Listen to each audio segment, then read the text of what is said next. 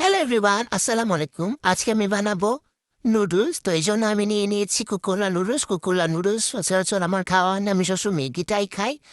তো আজকে ভাবলাম একটু কুকুরলা নুডলস খাই, একদম আগের যেভাবে মানুষ বানাতো ওইভাবে।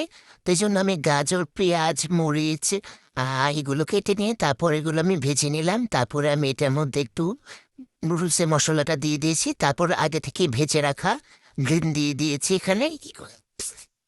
তারপর ডিমগুলো দেওয়ার পর আমি সবগুলোকে একসাথে আবার ঝাঁকানাকা ঝাঁকানাকা করে নেড়ে নিলাম। সবগুলো একসাথে যখন মশলার সাথে মিক্স হয়ে যাবে, তারপরে এটার মধ্যে আমি দিয়ে দিব নুডলসটা।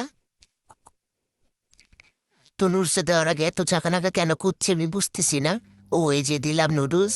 নুডলসটা দিয়ে দেওয়ার পরে এখন আমি আবার একটু নুডলস দিলাম। সবগুলো নুডলস দেওয়ার পর এগুলোকে আমি আবার ঝাঁকানাকা ঝাঁকানাকা করে মিশিয়ে নিয়েছি। তারপরে এই তো হয়ে গেছে আমাদের নুডলস। তো নুডলসটা একদম সাদামাটা করে বানিয়েছি, কোনো কিছুই অ্যাড করে নেই চিকেন বা অন্য কিছু।